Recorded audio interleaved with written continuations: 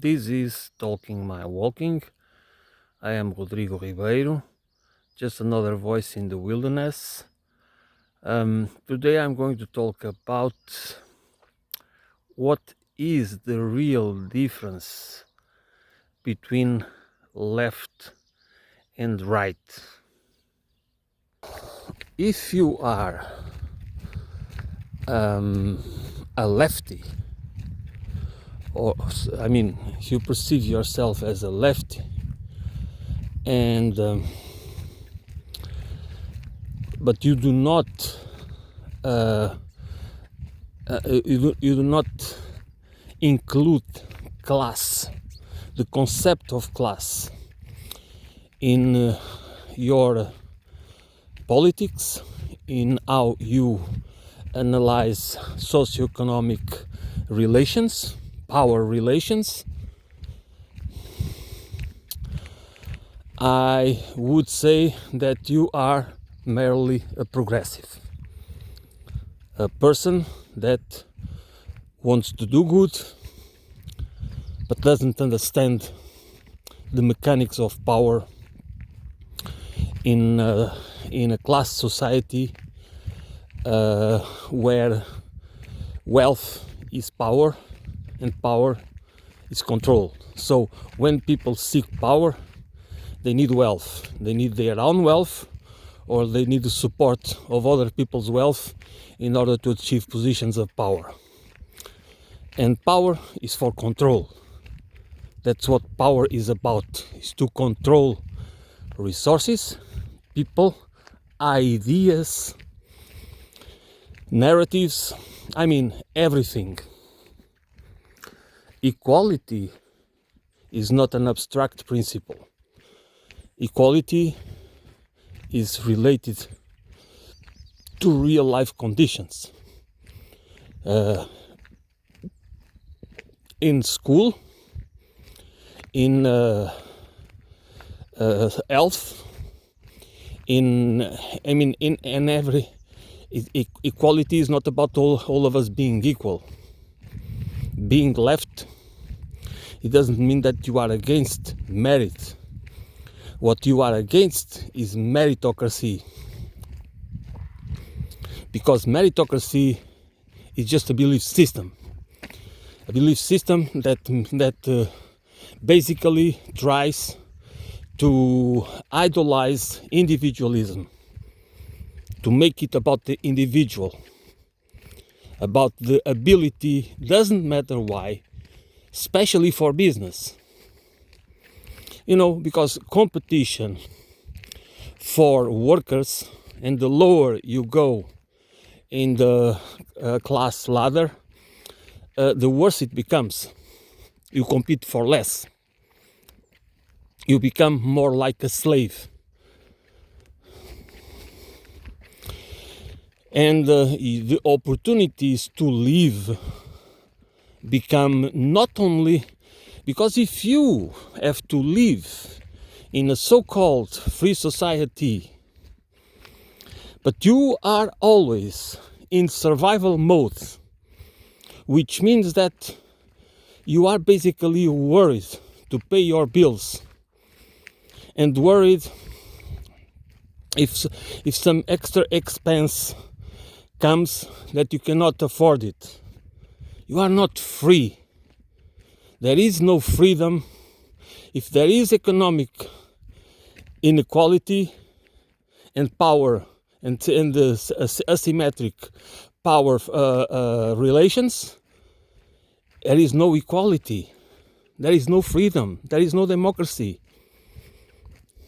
You can understand it in relations between men and women, because it used to be like that. The man was the boss, and that's it. It has to go as I say. It has to be done as I say, because I'm the one that controls the money, that brings the money home. So the money is always there as a power, as institution of power, when money should be only the means of exchange. The way people can can do, can buy and sell, or can exchange stuff in a more, in a easier way. The right talks about values, family values. The right tries to appeal to conservative values, which nothing wrong with that, as long as it is it is not going to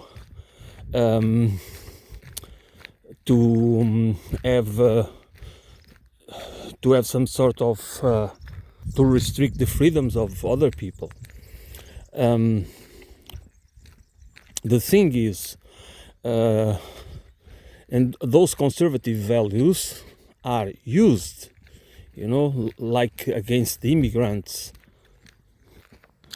So the appeal to these values makes it very reasonable, but at the same time, what they also want is to tell us stories about inequality of opportunity. They talk about inequality, but they talk about inequality in opportunities, that they try to appeal to the difference between two people as entrepreneurs and innovators that are kept from being able to develop their projects, to have opportunities, because of those that are parasites, that are corrupted, and they are corrupted. Why? Because they are not interested in producing. They are interested in defending this cultural wokeism, to defending the gays' rights, and this and they are against life, for sure, because they are against they are pro-abortion and things like that. So they appeal to a certain that it seems reasonable. In the surface, it seems reasonable that what they defend is logical, and people should be rewarded according to their achievements, to the sacrifices they make, to which is reasonable. But this is an appeal to individualism. This is not an appeal for level the playing field. These people do not want to level the playing field. If you believe that, you don't understand again, and that they don't want you to understand that, which again is class concept, is the concept of class, is the class as power, as socio-economic power relations, asymmetric power relations, which is the base of inequality. It has nothing to do with being entrepreneur, being hardworking, or whatever. It's nothing to do with that, because there is people that are hardworking, they are entrepreneurs, and they cannot evolve, they cannot have business, because business is not for everyone, which means that the conditions to access credit, to the means that could help you develop your projects, they are not there. If you believe that because right-wing politicians want to level the playing field, you are wrong. And that's why the same is the problem about the leftists, okay, that don't understand class. They are always, they become, even if they are very progressive, what they do is they side with the right. They don't need to side with the right in an open and straight way. But their behavior, their politics just helps the right. While the right has the ability to use them, to portray them as enemies of the people, as enemies of true progress, which means business. They are against business, they are against entrepreneurs, they are against this and against that.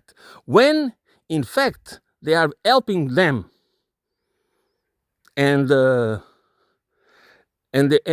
is where we are now. So, the real reason that, I mean,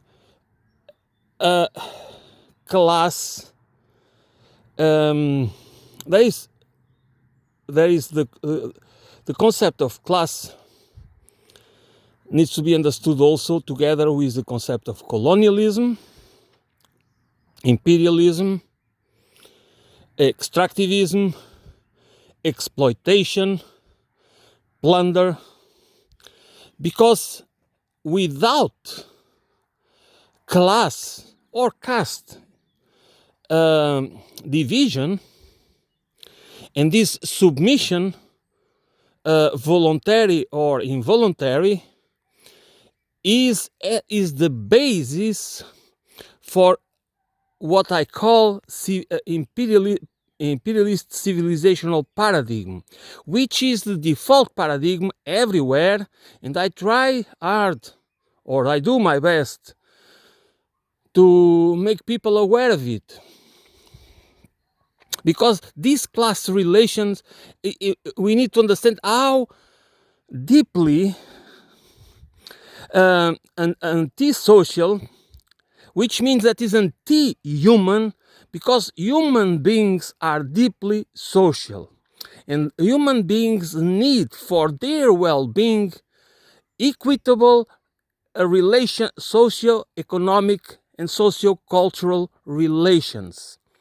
It is for us, we are very sensitive to humiliation.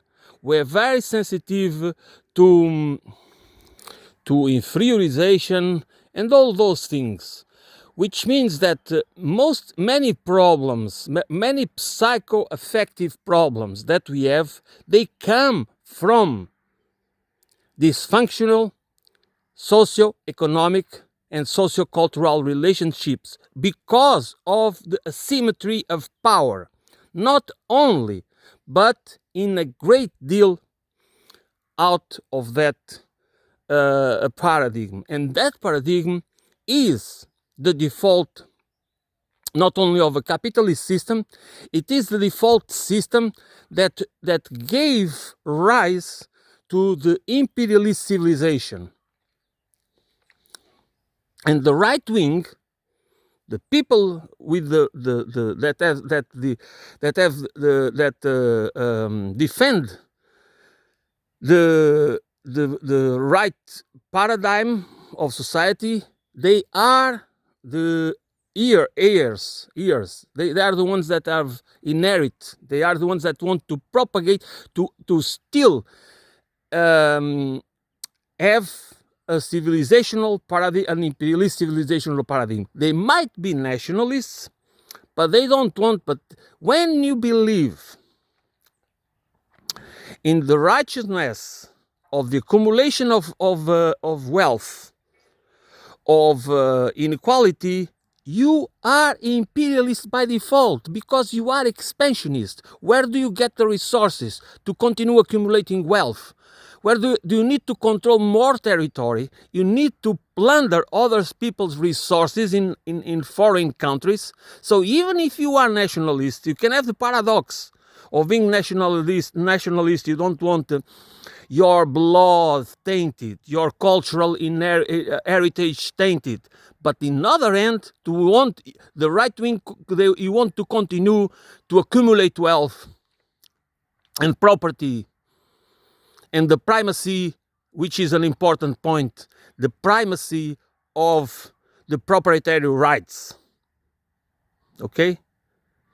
This is what we as people, as common, as ordinary citizens, as workers, need to grasp. That the division, they appeal to division, and then the left that doesn't understand it is they are being accomplices of the right. They are being accomplices because they do not understand that we need, if we want to unite and organize, we cannot play along with them, or we cannot provide them the tools to attack us. If we have to be confrontational, we have to be confrontational with the right tools, with the right intellectual tools. And class cannot be omitted, cannot be suppressed. Because you can have, you can use race, gender, you can use all the things that are legitimate. But alone, they don't do the trick. And they help them. And I'm talking about them, I'm not talking about the people that fall for them. I'm talking about the ones that know what they are doing. They know what they want to achieve. They do know what they want to achieve.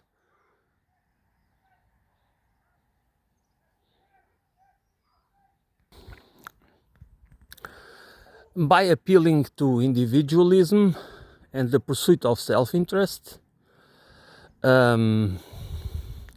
associated with meritocracy, and showing that opportunities are for those that seek them, which means that you are not born lucky, you have to look for luck. Luck doesn't happen by chance, which means that you need to have this entrepreneurial spirit if you want to succeed. This is not a lie, okay? I'm not trying to say that they are lying. What they are implicitly saying, and which is a lie, is that we are all playing, the playing field is leveled, which is a lie, a blatant lie. But unfortunately, many people, lots of people, maybe probably most people, don't think about that. They don't. That's not because they are not able to see, to understand that the playing field is not leveled. They know it.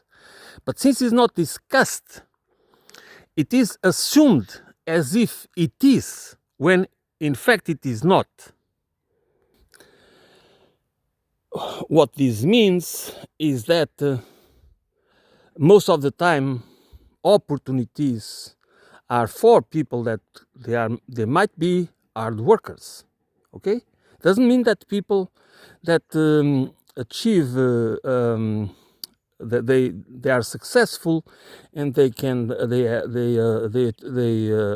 are able to get some roles in society and functions, important functions and roles, and become part of the managerial, the professional managerial class, that they are not hard workers. Nobody wants to say that. That would be stupid. But they are compliant. They need to be compliant, and most of the time, the opportunities that exist, which they are always scarce to begin with, are for the opportunists, and sometimes only for the opportunists, the unscrupulous opportunists. the sociopathic ones, because not all opportunists are sociopathic, but many are.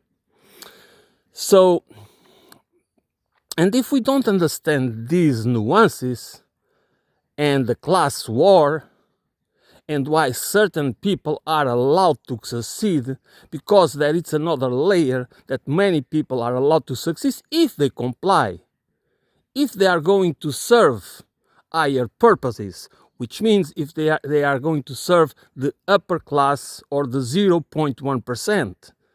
That's another obfuscated, that it seems that you are pursuing self-interest, but you are only allowed to succeed if you play by the rules. And those who write the rules are those on the top. And they only write the rules, they write the rules if they reinforce their positions. Okay? They do not do it to diminish their power, but to increase it. By putting the emphasis in individual achievements and in family,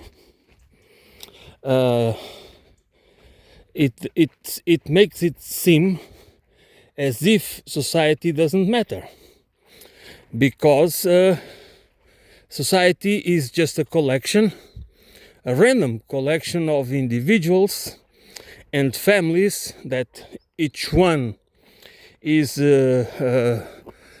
competing for scarce resources, and therefore the best of them are able to be successful, and the other ones are losers. So who cares? Okay, this is a philosophy, okay, that for us, that we are the many, we should think that this kind of mentality, this kind of framework, this kind of ideology is sold to us as human, as part of the human condition, as being synonyms of human condition, is a lie.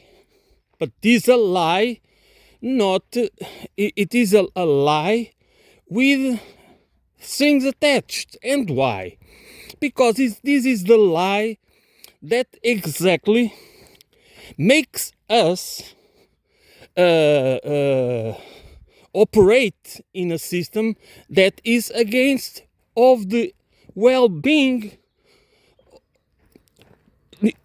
against for most of us, is against our interests, is against the collective well-being. And we need to grasp it, because we can discuss what kind of society do we want, or what kind of private activities should be, what kind of activities and sectors of the economy should be private or not. That should be open for discussion.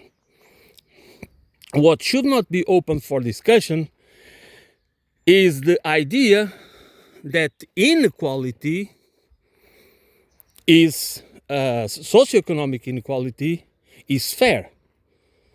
Okay? And then, if it's justified with religious beliefs, is even worse. Okay? This is even worse, because then religion has only one purpose, is to pacify people. And religion could play a role for the cohesion, cultural cohesion, and also for spiritual development. But we don't need religion for spiritual development. We need to understand nature, and we need to understand what is more important for the spiritual development is the true holistic understand of the sociocultural condition, of the sociocultural nature of human condition. This is, and by the way, that we know that we are part of the web of life. That is not culture versus nature, is culture in the web of life. This is another very crucial concept that we need to understand. The respect and the dignity that individuals, human beings as individuals, deserve has nothing to do with the pursuit of self-interest and individualism. Okay? That's two different realities. And by the way, the exacerbation of individualism and the supremacy of the pursuit of self-interest just transforms us into killing machines. Okay? We do not. So when the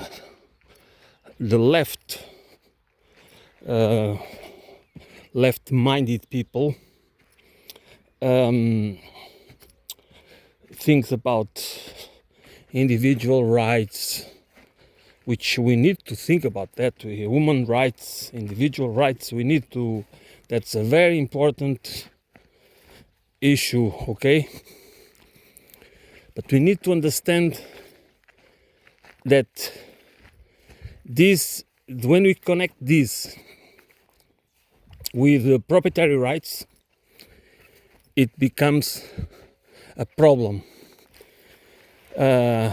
And there is many people on the left that also don't understand it, because or don't understand or don't want to understand, because proprietary rights is again class war. Because again we need to go or understand it through the lenses of a non-existing level playing field. If the level playing field doesn't exist, the people with connections, okay, the people with wealth, which means with power and influence, are the ones that dictate the rules and dictate who is going to have access or not, you know, not because there is nothing to do with meritocracy. It has to do with compliance. It has to do with complicity. Okay? It has not to do with any principles of democracy and freedom. This is not about freedom, giving you more freedom. It's about telling you, directly or indirectly, that you need to comply. Implicitly, you need to comply if you want to have to enjoy the opportunities that the system creates. Opportunities, that's for sure. There are opportunities, but those opportunities come with strings attached, and those strings attached is that you are going to become, to a certain extent, your skills, your intelligence is going to serve the system. And the system is a class system. And proprietary rights, private property rights, private law, property law are designed, are crafted, are coded to defend wealth and power. Not you, not me. And this is obvious, this is common sense.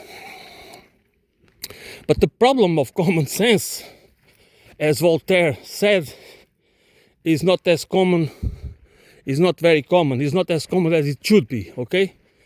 Common sense seems to be very something pretty forward, but it is not. Unfortunately, many people don't know how to apply it, don't think in those terms. Because if we miss, or if we do not train our ability for holistic thought, for holistic analysis, critical analysis, we most probably don't build common sense. Because common sense requires the development of holistic understanding. The neoliberal right-wing discourse makes it seem as if private entrepreneurship or private ownership is more efficient, which is not difficult to prove. Then in many cases it is not, because the short-minded of people and companies and the financial interests seeking profits, short-term profits, and rents. Basically, what they are looking for is rent. It is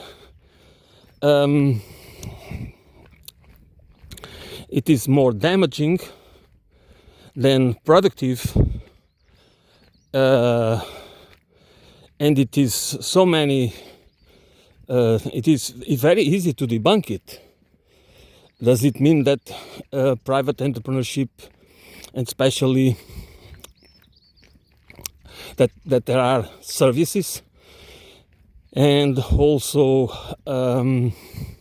production, in factories and other types of companies that are productive and efficient? Of course there is that's for sure, and there can be innovative. That's the capitalism is very innovative. Any system that is based in manufacture scarcity for the many makes people more drives ingenuity. That is for sure. Nobody, but this is the kind of the positive side, which is not positive in all cases for sure, but is immensely negative in many aspects, and it goes against. That's what so many people on the left don't understand. It's that individualism and a class system is profoundly against the socio-cultural nature of our condition. I said it before, and I want to emphasize it, because so many of our disorders, mental disorders, they are caused by these dysfunctions, by these societal dysfunctions, by the sick relations that we have to develop as survival strategies.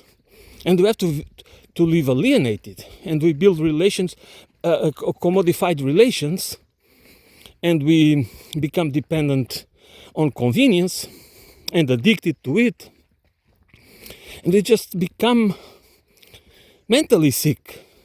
Yes, we do, but it's not. This is not an individual problem. It might be more acute in some persons than others, because the more sociopathic and psychopathic you are, probably the more immune to it. So the system is, this system rewards sociopathy and psychopathy, which means that we need to develop these traits even we are not born with them. They are part of our education system. They are part of the intellectual tools that we need in order to outcompete others, to become successful in this society, in this pathological society. And the role of the left is to understand this and make it as clear as possible. Not to fight the right in ways that we drive even more people towards them. That's what the left that's not left again has been doing. Because honestly, left that omits class is not left. It is progressives. They are progressives. They might be left-wing progressives, liberal progressives, social democrats, and so on and so forth. That's true, but they are not left. And left needs to include all of that, but we can also have conservative principles. There is nothing wrong with that, being left and having some conservative. We are complex creatures. We change over time, and of course, there are values that are going to change, but those values and principles cannot our personal views. That we have to separate our personal views from the institutional, from the systemic, the infrastructural understanding of how society needs to be organized and function. That's two separate things. I can, over time, I can change my views on social issues or gender issues or whatever, but that should not.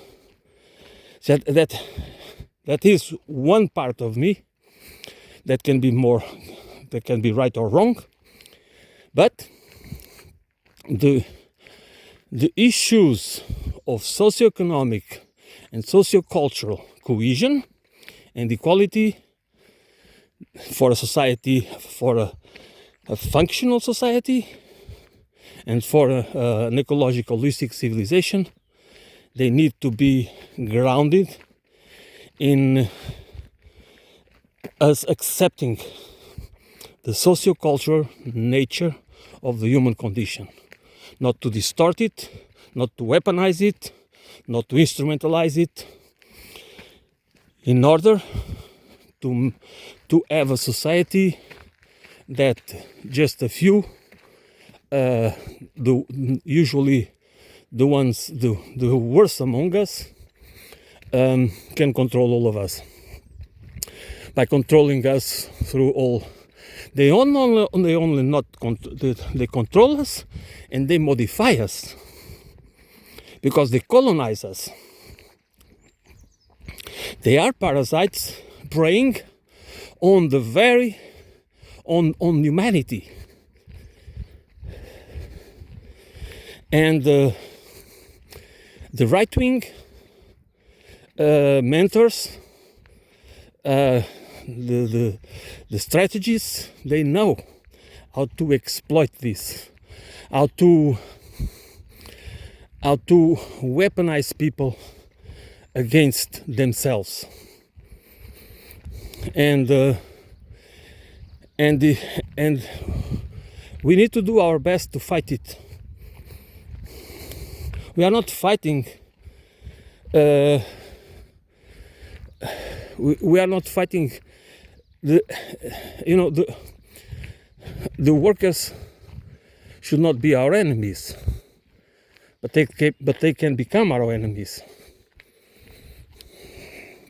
when they join the forces of oppression by believing they are forces of liberation. And this is a lesson that we need to learn. we also need to to do whatever it's possible to make them, those who think their enemies are their friends, to question it. We don't need to convince them about anything. We should be able to help them to question the framework, the frame of mind that makes them help those that want to destroy the fabric of society.